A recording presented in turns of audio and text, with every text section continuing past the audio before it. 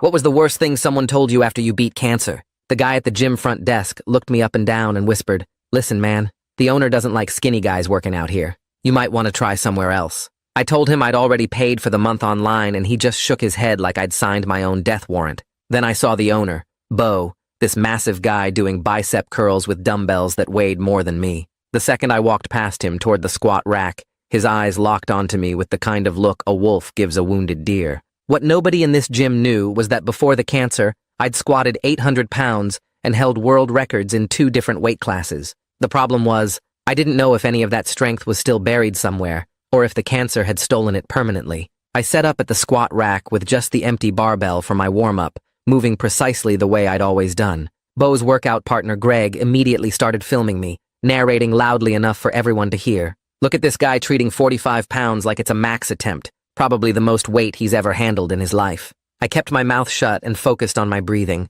but I could feel Bo watching me from across the gym with increasing interest. When I added 1 plate per side, Bo walked over and stood directly behind me, close enough that I could feel his breath on my neck. "Little man, this is a serious gym for serious lifters. The Planet Fitness is 2 blocks down where they won't judge you for wasting everyone's time." He reached out and poked my exposed spine through my shirt mid-squat. I can count every bone in his back. This kid's built like a xylophone. The poke threw off my balance and I nearly dropped the bar, my face burning as people laughed. Bo's girlfriend wandered over and gasped when she saw me up close. "Oh my God, are you okay? Medically okay?" Bo grabbed my arm and lifted it, showing everyone how his fingers could wrap completely around my bicep with room to spare. "Feel this. It's like grabbing a chicken bone. This is what happens when gamers try to become athletes." More people gathered to watch as I moved to the bench press, and I could see Bo following me, his attention now fully focused on making an example out of me. Greg grabbed my gym bag and dumped everything onto the floor, and my old competition photos scattered across the rubber mats. Pictures from when I weighed 220 pounds of muscle, deadlifting 900 pounds at nationals. Bo picked one up and burst out laughing. "This skeletal loser actually brought fake pictures as inspiration. Look, he photoshopped his face onto a real powerlifter's body." He started tearing them up while I stood frozen, watching 3 years of competitive memories turned into confetti. They brought over the gym scale and Bo literally picked me up and placed me on it like a child, announcing 132 pounds of pure weakness to everyone. His girlfriend said her purse weighed more, and to prove it, Bo grabbed me under my arms and did bicep curls with my entire body while counting reps out loud. Each lift made my ribs ache where the surgical scars were still tender, but I couldn't break free without looking even more pathetic. Bo ripped my shirt off to compare physiques in the mirror, exposing my surgical scars and protruding ribs to everyone as he flexed next to my skeletal frame. This is what happens when you skip every day. He probably tells girls he's into fitness, like anyone would believe this concentration camp survivor could lift anything heavier than his iPhone.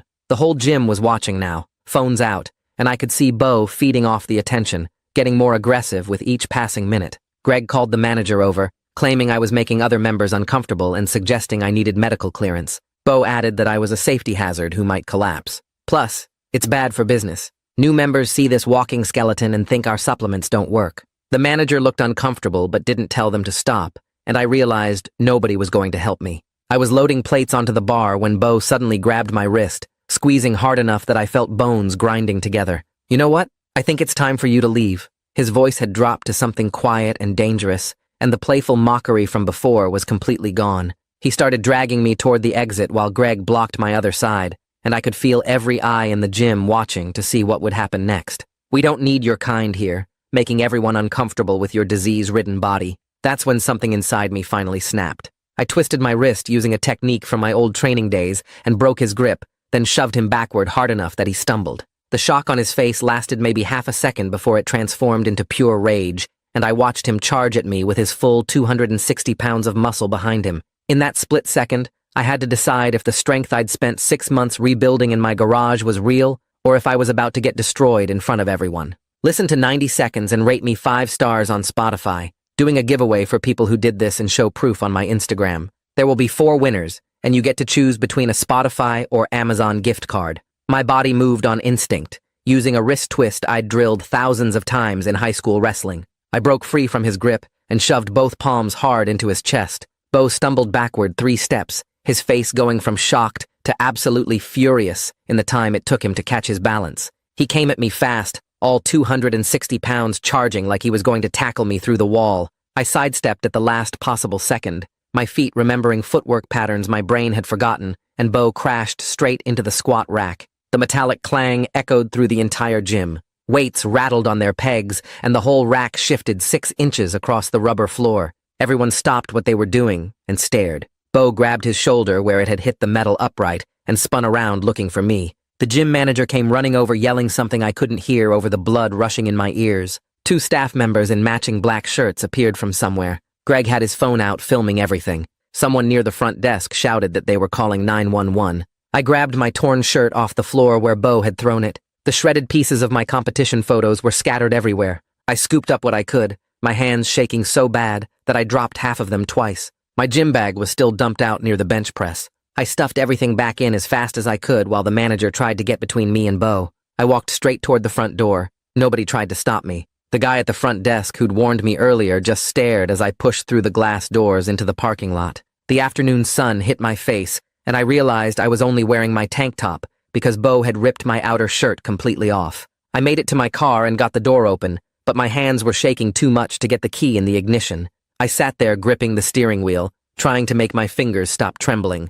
My ribs ached on the left side where Bo had grabbed me during those bicep curls. I looked down and saw dark purple marks already forming on my wrist, where he'd squeezed it. When I lifted my tank top, more bruises were spreading across my ribs right over the surgical scars. I pulled out my phone and opened the camera. My hands steadied enough to take clear photos of my wrist from 3 different angles, making sure the timestamp showed in the corner. Then I took photos of the bruising on my ribs and the torn shirt on the passenger seat. I sat there for another minute trying to decide if I could drive. My vision kept going blurry, and I couldn't tell if I was about to cry or pass out. I pulled up my texts and found Derek's name. "Can you come get me? Something happened at the gym. I'm in the parking lot." I sent it before I could overthink the wording. He texted back in less than 30 seconds asking if I was hurt. I sent him the address and one of the wrist photos. He responded that he was leaving right now. Derek's truck pulled into the parking lot 18 minutes later. I'd been watching the gym entrance the whole time, half expecting Bo to come out looking for me. Derek parked next to my car and got out fast. He took one look at my face through the window, and his expression changed to something I'd never seen before. I opened my door and showed him the bruises and the torn shirt. Derek didn't say anything for a long moment. He just got this quiet, angry look, jaw tight, hands curled into fists. Then he asked if I could walk okay. I told him I could. He said we were going to urgent care right now because he wasn't taking chances with my ribs after the surgery I'd had. I started to argue that I was probably fine, but Derek cut me off and said he was driving me there whether I liked it or not. I grabbed my bag and locked my car. The walk to Derek's truck made my ribs hurt worse.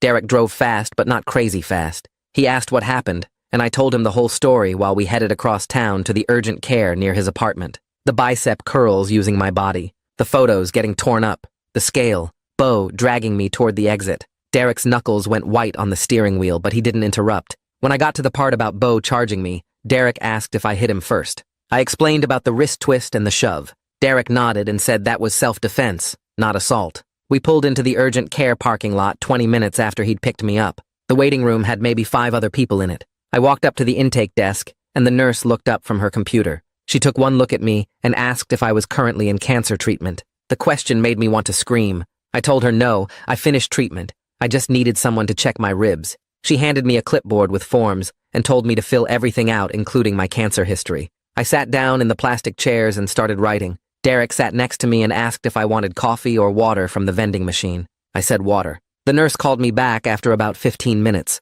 She took my blood pressure and temperature and weight. 134 pounds. I'd gained 2 pounds since the gym scale. She wrote everything down and asked what brought me in today. I showed her the bruises and explained that someone had grabbed me and I was worried about my ribs because I'd had surgery there a few months ago. She asked if this was domestic violence. I said no, it happened at a gym. She made a note in my chart and said the doctor would be in soon. The exam room was cold and smelled like antiseptic. I sat on the paper-covered table and waited. Derek stood near the door looking at his phone. The doctor came in maybe 10 minutes later. She was older, probably in her 50s, with gray hair pulled back. She introduced herself as Dr. Martinez and asked me to explain what happened. I went through the whole story again while she examined the bruises on my wrist. She asked detailed questions about my cancer history, what type, what treatment, when it ended, what surgeries I'd had. She pressed carefully on my ribs where the bruising was worst. I winced when she hit the spot right over my surgical scar. She said she wanted x-rays to make sure nothing was broken or damaged near the surgical sites.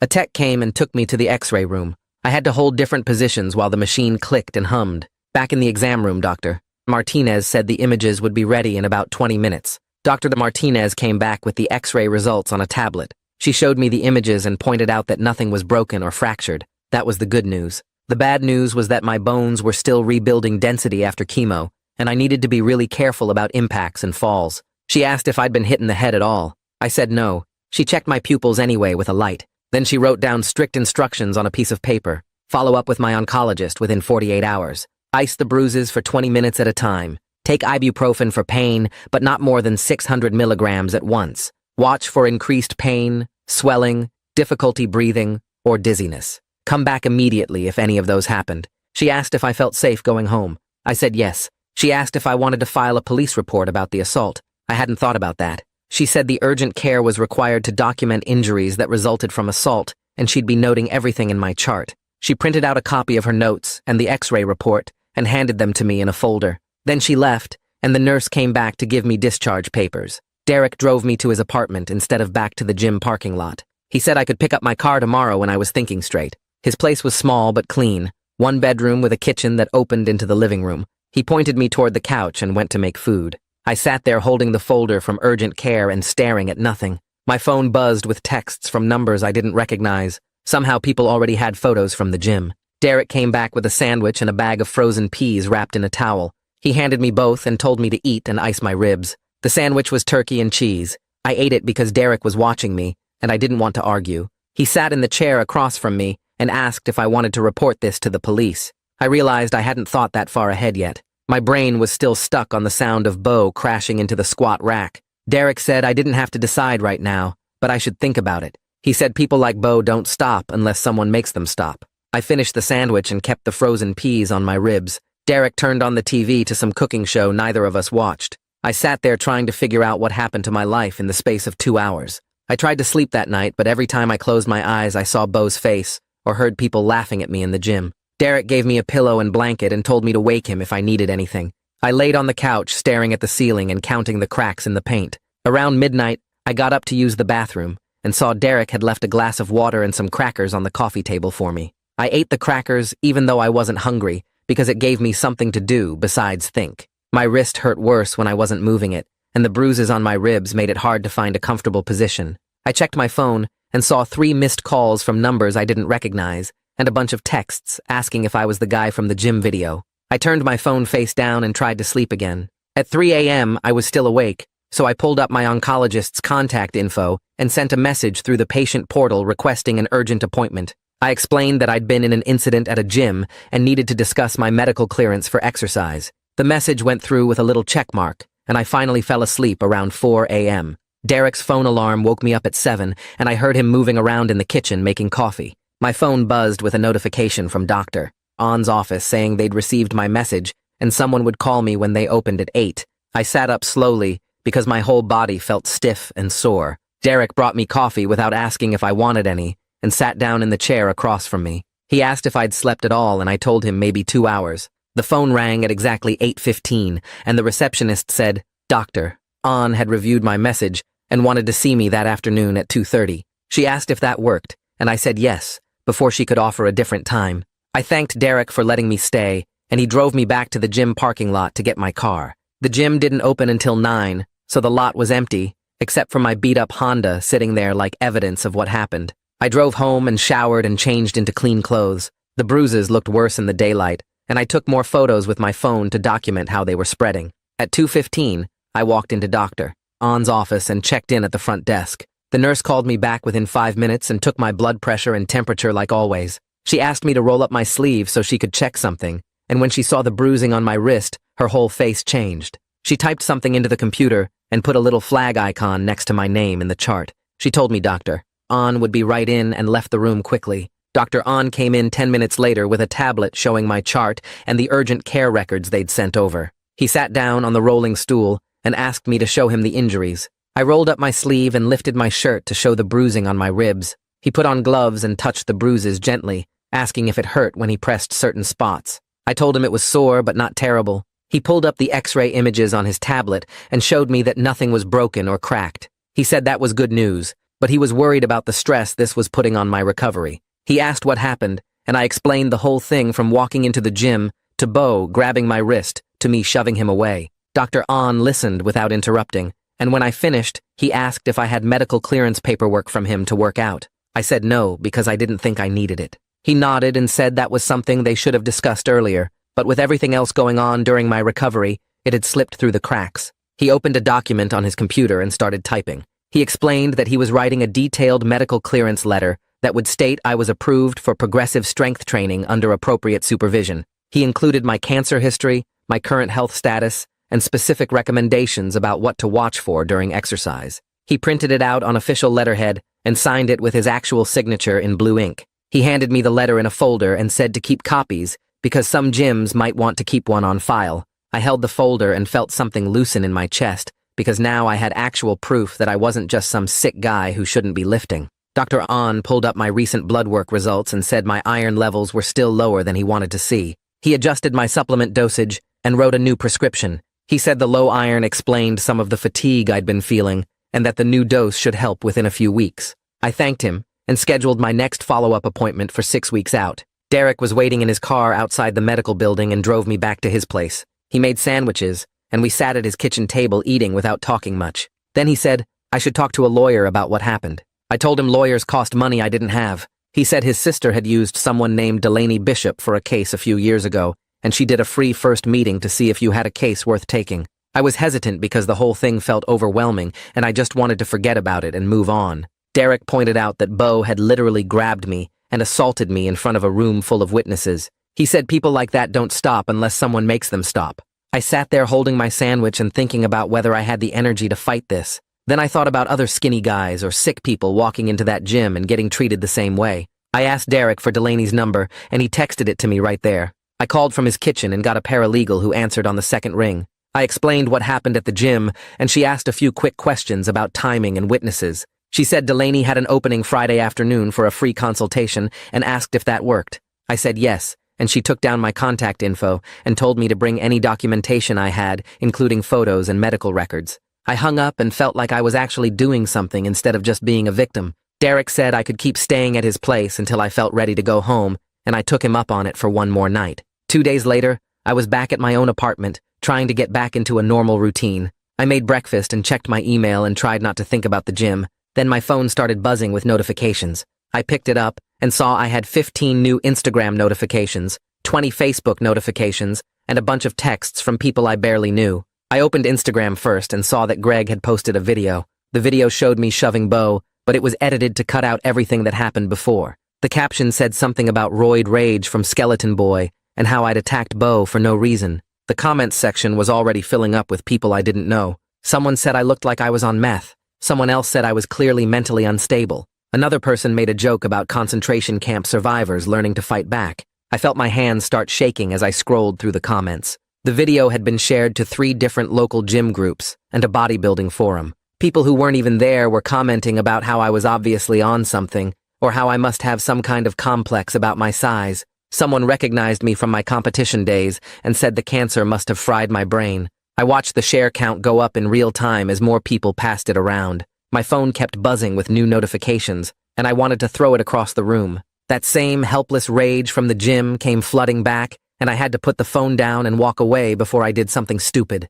10 minutes later, my phone buzzed with a call from Derek, and I almost didn't answer. He started talking before I could say anything about how he'd been digging through the local gym Facebook groups and found something important. Someone named Noah had posted an unedited version of the whole incident in a private powerlifting group that Derek belonged to, and the video showed everything from when Bo first poked my spine all the way through him grabbing my wrist and dragging me. Derek said he was downloading it right now, and that I needed to save a copy immediately for the lawyer.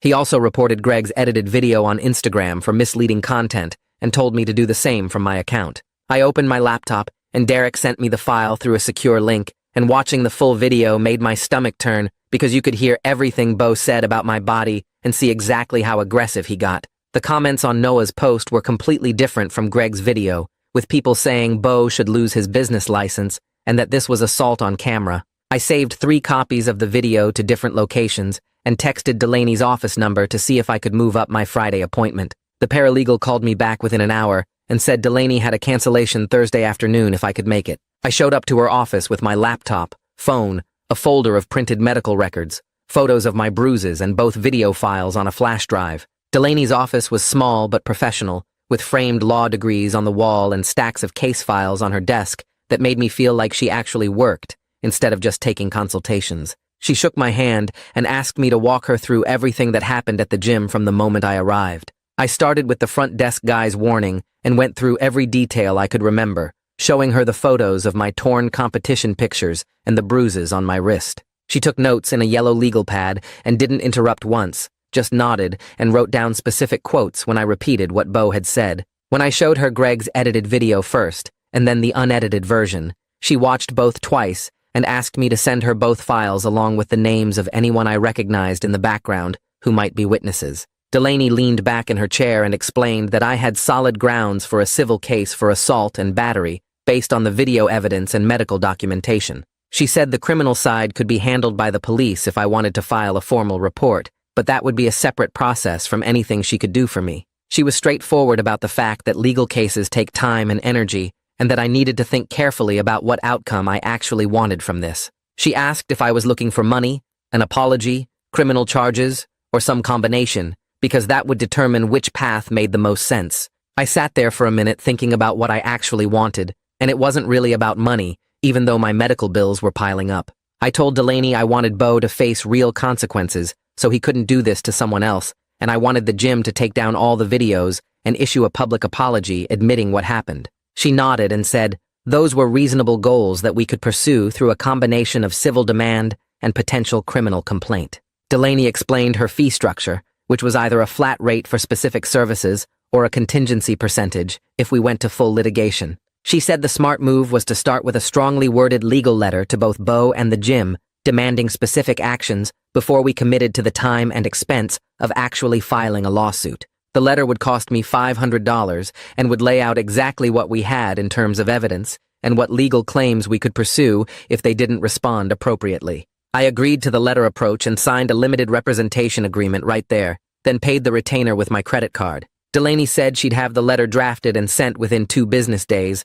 and that I should expect either a response or total silence within a week after that. 3 days later, Delaney called to tell me the letters had been sent via certified mail to both Bo personally and to the gym's business address. She'd included copies of my medical clearance from Dr. On, the unedited video file and photos of my bruises, along with a detailed timeline of events. The letter demanded that they preserve all security camera footage and any other recordings of the incident, remove all social media posts about me, issue a written apology, and refund my membership fee. It also made clear that we had documentation of everything and were prepared to pursue both civil damages and criminal charges if they didn't respond appropriately. Delaney said the certified mail tracking showed both letters were delivered and signed for, so now we waited to see how they'd react. The gym manager responded within 3 days, but not in the way I'd hoped. His lawyer sent a formal letter on law firm letterhead, citing the liability waiver I'd signed when I joined and claiming that I'd been disrupting other members with unsafe lifting practices. They denied that any assault occurred and characterized the incident as Bo trying to escort a disruptive member off the premises for safety reasons. The letter said my membership was terminated for violation of gym policies and that they would not be issuing any refund or apology. They also threatened to countersue for defamation if I continued making false claims about their business or staff. I read the whole thing twice and felt my blood pressure spike because they were acting like I was the problem. I met with Delaney again the following Tuesday, and she read through the gym's response with a neutral expression that told me she'd seen this kind of thing before. She laid out 2 paths forward. We could file in small claims court for the membership refund plus damages for the assault, which would be faster and cheaper but limited in what we could recover. Or I could file a formal assault complaint with the police that could lead to criminal charges and give us more leverage in the civil case. Delaney recommended doing both to apply maximum pressure, explaining that the criminal complaint would make the gym's insurance company nervous and might force them to settle rather than risk a trial. She said the police report needed to happen soon because some jurisdictions have time limits on when you can report an assault, and that I should bring all my documentation when I filed. My follow-up appointment with Dr. On was scheduled for that Thursday, and I showed up with my updated medication list and a printout of my recent symptoms. He ran the standard blood panel and checked my surgical sites, then sat down with the results and said my numbers were improving with the adjusted iron supplements. My red blood cell count was up, and my protein levels were better, which meant my body was actually rebuilding muscle tissue. But then he asked about my stress levels and sleep patterns, and I had to admit that I'd been sleeping maybe 4 hours a night and stress eating junk food because cooking felt like too much effort. Dr. An got this concerned look and asked if everything was okay beyond the physical recovery, so I ended up telling him about the gym incident and the legal process. He listened without judgment and then said that chronic stress could slow down my recovery and that I needed to find better ways to manage everything I was dealing with. Dr. An pulled out a referral pad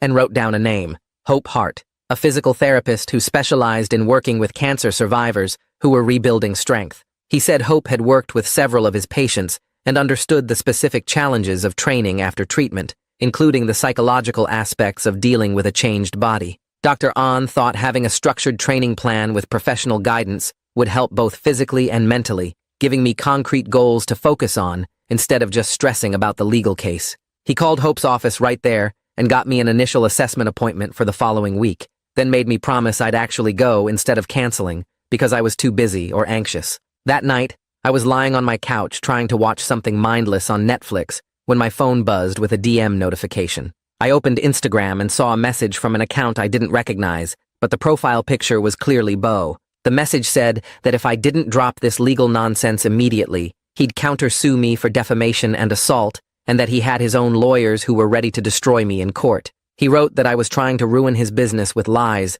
and that he'd make sure everyone in the local fitness community knew what kind of person I really was. The message ended with a threat that he had connections and resources I couldn't imagine, and that I was making a huge mistake by coming after him. I took screenshots of the entire conversation, including his profile and the timestamp, then immediately forwarded everything to Delaney with a message asking what I should do. Delaney responded within minutes telling me this was perfect evidence of harassment and threats. She said to save everything, block him on all platforms, and not to respond no matter what he sent next. I took screenshots of the entire message thread, including his profile and the timestamp showing it came after our mediation discussions started, then blocked his account and Instagram and Facebook and anywhere else I could think of. Derek called me that night and asked how I was holding up, and when I told him about the threatening message, he got quiet for a second before offering to let me use his garage gym. He said he had a full squat rack, bench press, and enough plates to work with, plus no cameras and no crowd watching every rep. I felt something loosen in my chest at the idea of training somewhere safe, and I told him I'd take him up on it as soon as I got clearance from the physical therapist Dr. An referred me to. My first appointment with Hope Hart happened 3 days later in a small clinic that smelled like rubber mats and cleaning spray. She had me fill out paperwork about my cancer history, surgeries, and current symptoms before leading me to a private room with mirrors and assessment equipment. Hope spent almost an hour testing my range of motion in every joint, checking for pain or tightness, and having me do basic movements while she watched my form. She asked specific questions about fatigue levels, how my body felt during and after activity, and whether I experienced any nerve pain or numbness from the chemo. When I mentioned that I used to squat 800 pounds, she didn't look impressed or skeptical, just nodded and wrote it down like it was normal information. Hope explained that she'd worked with several cancer survivors rebuilding strength, and that the biggest challenge was usually the mental side of accepting a changed body. She created a 12-week program starting with movements that felt embarrassingly light, like bodyweight squats and assisted push-ups, but she included specific benchmarks for when to increase weight or reps. The program had safety rules about stopping immediately if I felt certain types of pain and tracking sheets to monitor fatigue and recovery between sessions. Hope was clear that comparing myself to pre-cancer numbers would make me miserable and probably lead to injury, and that the goal was just consistent progress week over week. I left her office with a binder full of exercises and instructions, feeling both hopeful and frustrated that I had to start from basically zero. The next morning, I drove to the police station with all my documentation in a folder, including the photos of my bruises, the medical records from urgent care, Dr. An's notes about my cancer history, and both versions of the gym video on my phone. The officer at the front desk directed me to a detective who handled assault cases, and I sat in a small interview room waiting for someone to take my statement. A younger officer came in and listened to my story while taking notes, asking questions about exact times and what specific words Bo used.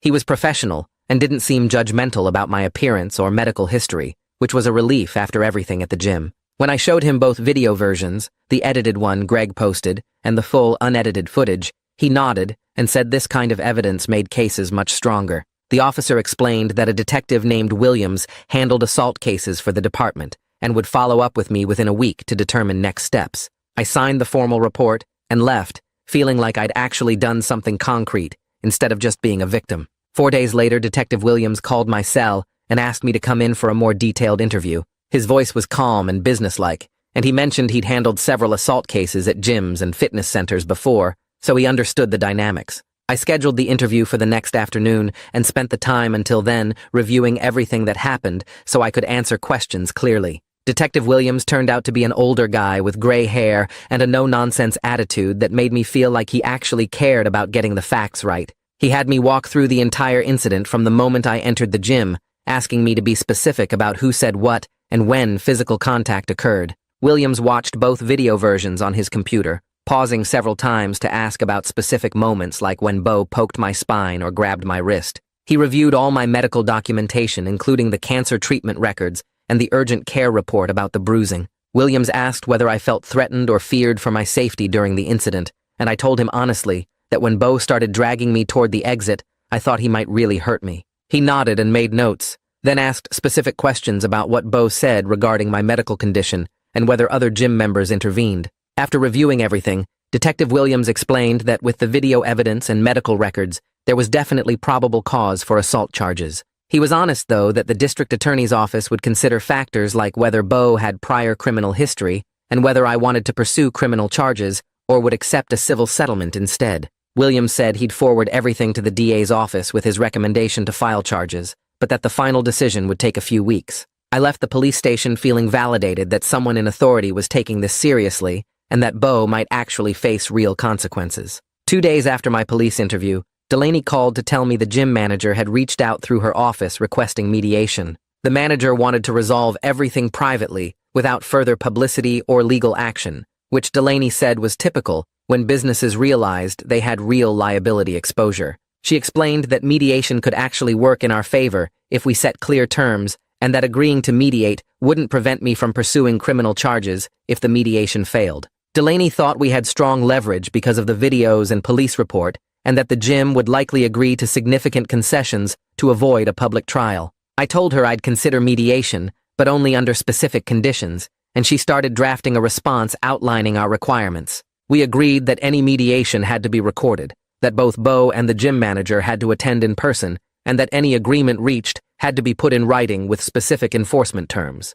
Delaney created a list of demands to present at mediation, including a full refund of my membership, a public apology from both Bo and the gym, removal of all videos from social media, mandatory staff training on harassment and discrimination, and coverage of all my medical costs, including the urgent care visit and physical therapy. She sent the conditions to the gym's lawyer, and we waited to see if they'd agree to meet on our terms. The mediation office sat on the 3rd floor of a building downtown with gray carpet and conference tables that looked like every other business meeting room I'd ever seen. Delaney arrived with me 20 minutes early, and we waited in a smaller room while she reviewed her notes one more time. When the mediator called us in, I saw Bo already sitting on one side of the table with a guy in a suit who had to be his lawyer. The gym manager sat next to them with a woman Delaney whispered was corporate counsel from the parent company. That detail hit me hard because it meant they were worried enough to bring in serious legal help. The mediator introduced herself and explained the ground rules for the session. Everything said here stayed private,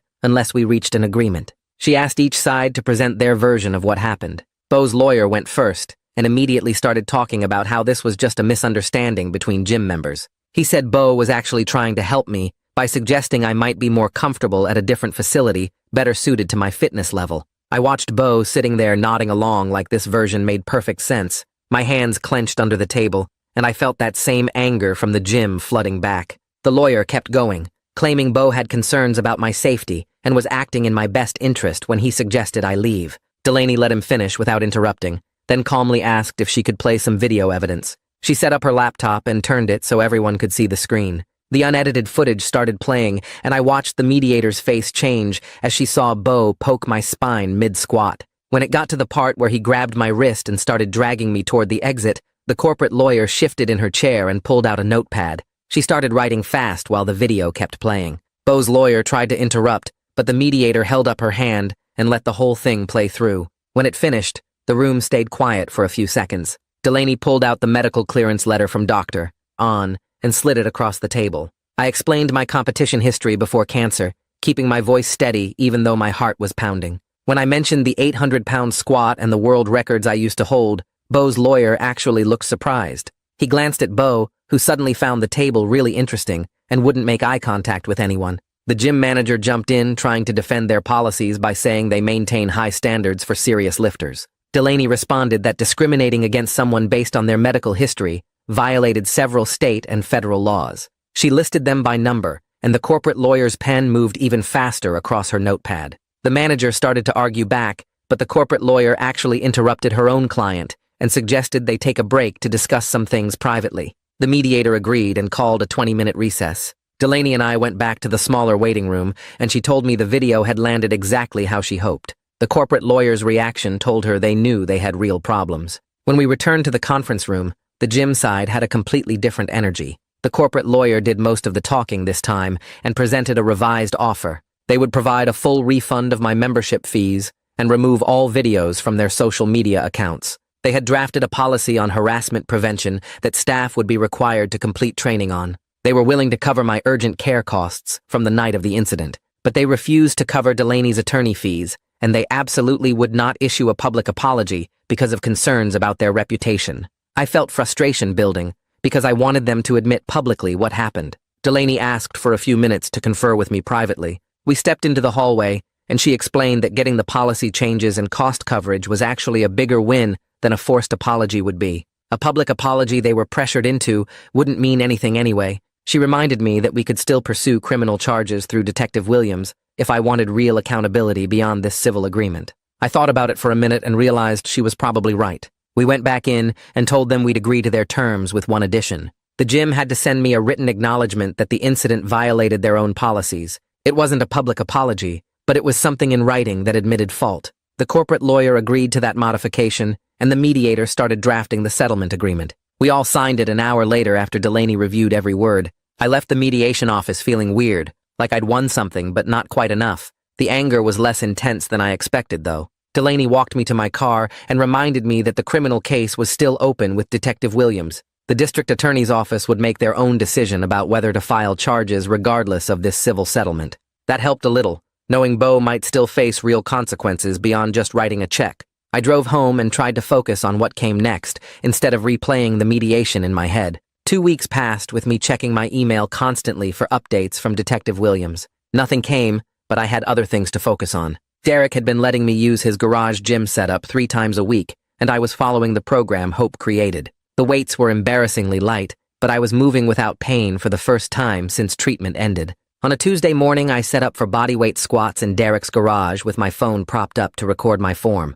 Hope wanted video of every session, so she could check that I wasn't compensating with bad movement patterns. I completed the first set of 10 reps and felt nothing except normal muscle fatigue. No pain in my ribs, no weird pulling in my surgical sites, just the basic burn of muscles working. I did 2 more sets and sent the video to Hope right away. She responded within an hour saying my form looked solid and that I was cleared to add light weight next session. That small win felt bigger than anything that happened in the mediation. I was actually moving forward instead of just fighting about the past. 3 days later, Detective Williams called while I was meal prepping in my kitchen. He got straight to the point and explained that the district attorney's office had reviewed everything and was offering Bo a pre-filing diversion program instead of formal charges. If Bo completed anger management classes and paid back my medical costs, the DA wouldn't file criminal charges at all. I asked what happened if he refused or didn't finish the program, and Detective Williams said they'd file charges automatically at that point. The whole thing felt weird because part of me wanted Bo to have an actual criminal record that would show up forever.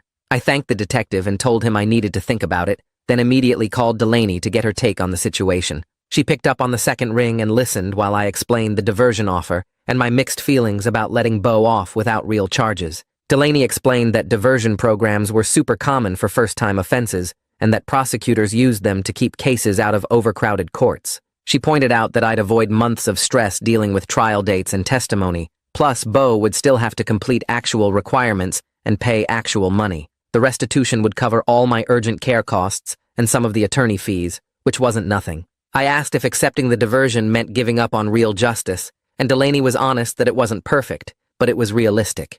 She reminded me that going to trial meant Bo's lawyer would probably attack my credibility and drag out my medical history in front of a jury. The thought of sitting in a courtroom while some lawyer suggested I was weak or unstable made my stomach turn. I told Delaney I'd call her back after talking to Derek and Dr. On, then spent the rest of the afternoon trying to figure out what I actually wanted. Derek came over that evening and we talked through the whole situation while sitting in his garage gym. He asked what outcome would let me sleep better at night, and I realized I cared more about training without this hanging over me than I cared about punishing Bo forever. Dr. On's perspective during my next appointment was purely practical about stress and recovery. He said extended legal battles would drain energy I needed for rebuilding strength, and that the diversion terms meant Bo faced real consequences, even without a trial. After 3 days of thinking it through from every angle, I called Delaney and told her I'd accept the diversion terms. It wasn't the perfect justice I'd imagined, but it meant Bo had to do anger management and pay me back. Plus, I could focus completely on training instead of court dates. Delaney contacted the DA's office that same day to confirm my acceptance, and they started drafting the official diversion paperwork. 2 weeks later, I met with the prosecutor to sign everything and review the specific requirements Bo had to complete. The paperwork spelled out that Bo had to finish 12 weeks of anger management classes with a licensed therapist and pay $2,400 in restitution to cover my medical costs from urgent care. If he failed to complete either requirement, criminal assault charges would be filed automatically without any further negotiation. The prosecutor explained that Bo had already been notified and had 30 days to start the anger management program or face immediate charges. I signed the agreement and walked out of the courthouse feeling lighter than I had in weeks, like I'd finally closed a door that had been stuck open. The same week the diversion got finalized, Greg's edited video finally disappeared from social media after I'd reported it probably 50 times. The gym removed all their footage from their accounts too, probably because their corporate lawyers told them to after the mediation. I still got nasty comments from people who'd saved copies of Greg's video and uploaded them to random accounts. Someone sent me a message calling me a faker who photoshopped my competition pictures, and another person said I looked like I belonged in a hospital, not a gym. I learned to mute notifications aggressively and block accounts without even reading past the first few words of hate. Derek taught me to just delete and move on instead of trying to defend myself to strangers who'd already decided I was lying. My next training session with Hope marked a huge turning point because she cleared me to add actual weight to the bar for squats. We started with just 95 pounds total, which was the empty bar plus a 25-pound plate on each side. It sounds like nothing compared to what I used to lift, but stepping under that bar with real weight felt massive after months of bodyweight exercises. Hope set up her phone to record my sets from the side angle, so she could check my form and make sure I wasn't compensating with bad movement patterns. I completed 3 sets of 5 reps, and the weight felt heavy but manageable, with no pain in my ribs or weird pulling around my surgical sites. Hope reviewed the video between sets and made small adjustments to my stance width and bar position to protect my still healing body. She sent me home with strict instructions to rest for 2 full days before the next session and to text her immediately if anything felt wrong. Dr. On's checkup the following week showed continued improvement in all my blood work numbers, and he seemed genuinely pleased that I was handling the training without any setbacks. My iron levels had come up significantly with the adjusted supplements, and my white blood cell count was solidly in the normal range for the first time since treatment ended. He asked detailed questions about my training schedule and what weights I was using, then nodded approvingly when I explained Hope's conservative approach. The best news was that he reduced my monitoring appointments from monthly to every 6 weeks, since everything was trending in the right direction. I left his office feeling like my body was actually cooperating with the recovery process instead of fighting against it. Derek introduced me to a meet director the next weekend at a local coffee shop near his place. The director ran small powerlifting competitions specifically designed to welcome adaptive athletes and people coming back from injuries or medical issues. He explained that his meets had a completely different vibe from the big national competitions, with way more focus on personal progress than comparing totals. The director looked at my training log that Hope had been keeping and said I should seriously consider competing in about 3 months with whatever numbers I could hit safely. He emphasized that the meet was judgment-free and that plenty of people competed with totals that would seem small to outsiders but represented huge personal victories. I thanked him for the information and told him I'd think about it, but the idea of competing again made my chest feel tight with nervousness. Hope brought up the competition idea during our next training session and said having a concrete goal would help structure my programming better. She thought 3 months gave us enough time to build up to respectable numbers without rushing my recovery or risking injury. We sat down after my workout and mapped out conservative attempt goals that felt both realistic and meaningful. For squats, we set 185 pounds as the target. For bench press, 135 pounds, and for deadlift, 225 pounds. Hope reminded me that these numbers would have been my warm-up weights before cancer, but they represented real progress from where I was now. I felt this weird mix of pride and shame looking at those goals, knowing they were simultaneously huge achievements and tiny compared to my old records. Hope must have seen something on my face because she said the only comparison that mattered was between current me and last month's me, not between current me and pre-cancer me. That perspective helped me accept the goals as legitimate targets worth working toward. The next morning, I pulled up the meet registration website and stared at the entry form for probably 10 minutes before actually filling it out. I paid the $50 entry fee through the website and had to list my weight class, which was 148 pounds, since I'd gained back 16 pounds of muscle over the past few months. The registration confirmation email felt official and real in a way that made this whole comeback feel less like a fantasy and more like something actually happening. I screenshot the confirmation and sent it to Hope, Derek, and Dr. On, with a message saying I'd committed to the meet. It wasn't about the total anymore or trying to reclaim my old records or proving anything to Bo or Greg or anyone else. It was about showing up on that platform and completing 3 lifts as a competitor, proving to myself that I was still a lifter, even if I was a different version than before. And that's where things are now. He's not back to 800-pound squats, but he's squatting with weight on the bar, and that's the win. Look, if this story resonated with you, hit subscribe for more real-life comebacks that don't have Hollywood endings. Just people doing the work and getting a little better each day. All right, catch you in the next one.